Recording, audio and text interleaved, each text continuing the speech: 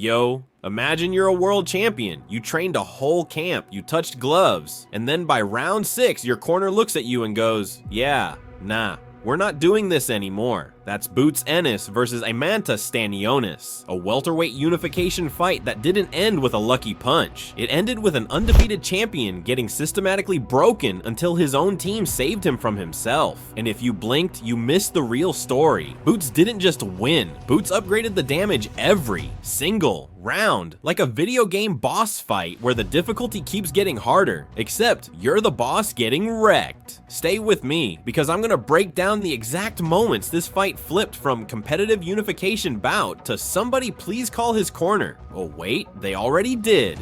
We're talking about the IBF versus WBA welterweight titles, 2 undefeated champions, and 1 corner retirement that told the entire story. This is Boots Ennis making a statement, and trust me, the 147-pound division heard it loud and clear. This was huge. IBF champion Jaron Boots Ennis versus WBA champion Aantis Stanionis, April 12th, 2025, Atlantic City, a unification fight to determine the best welterweight in the world, not named Terrence Crawford. Boots came in 33-0 with 29 knockouts, trying to silence the critics who said he hadn't fought anybody elite. Stanionis rolled in 15-0 with 9 knockouts. A former Olympian, tough Lithuanian warrior, pressure fighter who'd never been stopped. And here's what casual fans always miss about corner retirements. It's not about one bad round. It's about accumulation. It's about your corner watching you absorb clean punishment for 6 straight rounds and saying, nah, we love you too much to let this continue. This wasn't a quit, this was mercy. Let me show you why.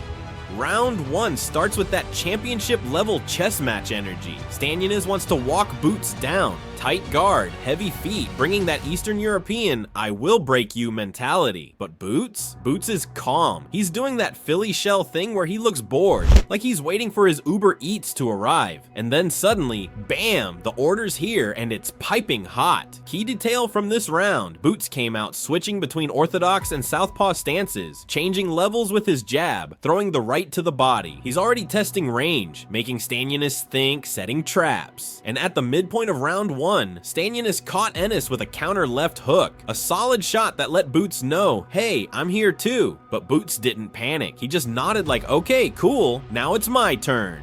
This round was about information. Boots gathering data like he's installing a software update on Stanionis' whole game plan. Show the opening exchanges, Boots switching stances, Stanionis landing the counter left hook.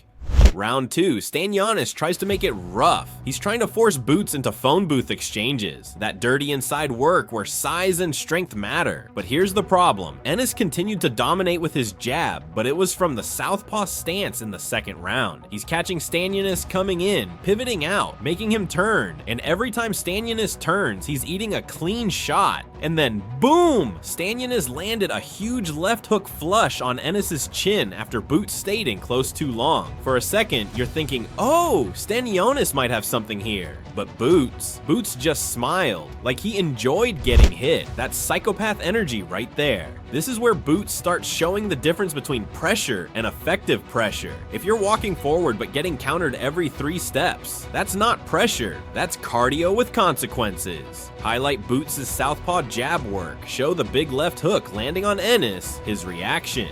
Round 3 is when things get interesting. Both guys are starting to land their best shots. Boots got hit hard by a right hand from Aantis after using an illegal stiff arm. And yeah, Boots was doing a little WWE move there with the push-off. Ennis kept using the jab to set up the right uppercut, but in certain moments on the inside, Stanionis landed some big left hooks in straight right hands. Both fighters appeared buzzed at different points throughout the round. This was Stanionis' best round. He was finding openings, landing power shots, making Boots respect his offense. One big right from Stanionis snapped Boots' head back, and the crowd was like, oh, we gotta fight. But here's the thing about championship rounds. It's not about who lands first. It's about who makes the adjustments. And Boots, he was taking mental notes like a straight A student who just got a B+ on a test. Unacceptable. Show both fighters landing clean, the right hand snapping Boots' head, crowd reactions. Now here's where the fight shifts. Round 4 is when Boots stops playing, let's see what you got,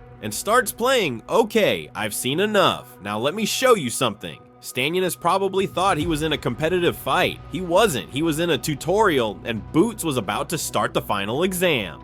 Round 4, you can feel the shift. Aantis was cut slightly over his right eye. Not too bad. Ennis was clowning in this round, playing to the pro Ennis crowd and landing pot shots. Wait, hold up. Clowning? This man is in a unification fight and he's out here showboating like it's an exhibition. That's disrespectful levels of confidence. Ennis began to feel it in the 4th round as he was showboating a bit while displaying his high-level hand speed and footwork. Stanionis did land clean shots occasionally, but Ennis landed at will throughout the round. This is the scary part. Those accurate shots don't look dramatic on TV, but they're stacking up like Amazon packages during the holidays, just piling up one after another until you can't even open the door anymore. Ennis used his jab to open Stanionis up and made him pay with hooks to the body. Ennis used a very accurate jab that had Stanionis bleeding from the nose. By the end of round 4, Stanionis' nose is leaking, his eye is cut, and Boots is literally waving at the crowd between punches. That's video game final boss behavior. Show Boots showboating, the cut over Stanionis' eye, the bloody nose developing, Boots' hand speed. And if you're wondering, okay, but when does it become obvious the corner's gonna stop it? Round 5. That's when you can see it in Stanionis' face. This ain't going the distance. The question isn't if, it's when. Round 5 starts and Stanionis comes out swinging. Early in the round, Stanionis got the better of Ennis. He was landing big punches, making Boots cover up. For about 30 seconds, you're thinking, oh snap, is Stanionis about to turn this around? Nope. In the second half, Boots took over, bloodying his nose after landing a flurry of shots. Like he literally said, okay, you had your fun, now watch this. Ennis flipped the switch and began to bust up Stanionis on the inside. Ennis overwhelmed Stanionis with volume and speed, leading to Stanionis' nose beginning to bleed. This is where Boots' athleticism really shows. He's not just faster, he's faster at exactly the right moments. It's like he's got Wi-Fi lag detection on Stanionis' punches. Even in Stanionis' most successful stanza, the 5th frame, Ennis had a dominant final 40 seconds, forcing Stanionis onto the ropes while unleashing a flurry. By the end of round 5, Stanionis is wearing it. You can see it. The reactions get slower, the entries get less confident, the blood is flowing, and his corner is having that we might need to save our guy conversation. At the end of the round, Ennis looks confident, and Stanionis looks like a man who just realized his Uber driver is taking him to the wrong address. Show Stanionis' early success, then Boots' takeover. The final 40 seconds on the ropes, corner concerned. Round 6, this is it, the round where everything comes together, or in Stanionis' case, where everything falls apart. Boots comes out and he's hunting now. Ennis used his jab to open Stanionis up and used angles to connect to the body. He's placing shots with surgical precision, head, body, like he's playing a rhythm game on expert mode. And then, the moment that sealed it, Ennis landed 2 shots to the body, then proceeded to drop Stanionis when he landed 4 consecutive uppercuts. Not 1 uppercut, not 2. 4 in a row. Ennis sunk in 4 successive left uppercuts from the southpaw stance to Stanionis' midsection, which forced him to take a knee. That's not a knockout, that's a body shot combo meal with extra pain on the side. He hit Stanionis with a flurry of body punches that forced Stanionis to take a knee. Stanionis crumbled like a bad investment portfolio. Now here's the crazy part. Aantis Stanionis was able to get up and make it to the end of the 6th round.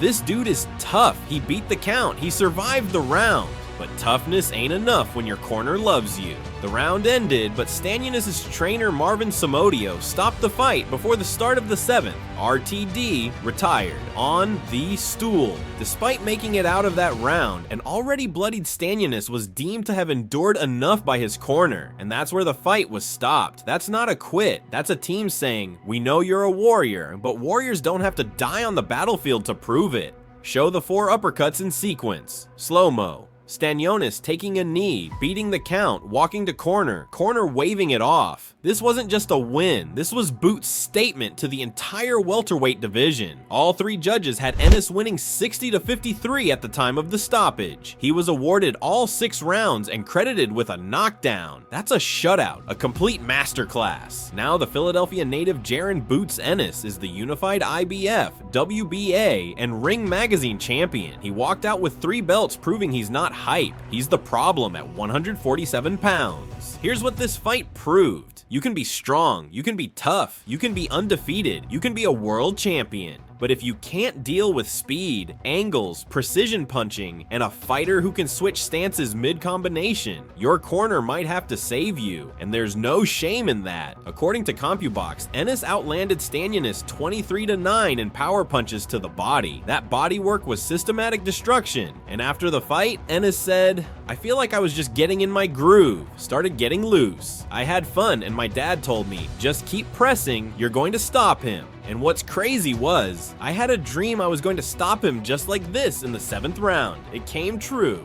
He predicted it in a dream. This man is out here living in the Matrix show post-fight celebration, belt ceremony, CompuBox stats graphic, Boots interview clip, and listen, I know some people are gonna say, well, Stanionis hadn't fought in over a year. He was rusty. Bruh, this man had a whole training camp. He wasn't rusty, he was getting dusted. There's a difference between being inactive and being outclassed. Boots made a world champion look like he showed up to a chess tournament, and Boots brought checkers and a sledgehammer. Stanionis came in thinking pressure wins fights. Boots said, nah, smart pressure and clean punching wins fights. Dumb pressure gets you retired on the stool. So where does Boots go from here? At 34-0 with 30 knockouts, he's running out of welterweights willing to step in the ring with him. The other champions at 147, Mario Barrios, WBC, and Brian Norman Jr., WBO, are probably watching this fight like, you know what? I'm good. I'll stay over here in my lane. This is the Boots ERA at welterweight, and unless someone figures out how to neutralize his speed, his power, his defense, his footwork, his southpaw orthodox switching, and his body attack, good luck, you're gonna need it. Because Boots isn't just beating people, he's making their corners wave the white flag. So now, I need you to settle this debate that's blowing up in the boxing world. Who actually beats Boots Ennis at welterweight right now? Is it Terrence Crawford if he comes back down? Is it Errol Spence if he gets his mojo back? Is it anybody? Drop your pick in the comments right now. And if you think Boots is untouchable, type Boots era so we know. And listen, if you want the next elite fight breakdown, if you want to see more technical analysis with real fight footage and honest breakdowns, you better hit that like button, smash subscribe, and turn on that notification bell, because on this channel, we don't do boring recaps. We don't do surface level takes. We do consequences, we do breakdowns, we do truth, and if you want exclusive access to premium fight breakdowns, behind the scenes analysis, and early access to videos before anyone else, check out Knockout Kings Elite. Link is in the description. This is where the real boxing fanatics live. Join the elite squad today. Until next time, stay dangerous, stay elite, and remember, sometimes the bravest thing a corner can do is say, that's enough. Respect to Stanionis for going to war, and salute to Boots for putting on a clinic. I'm out.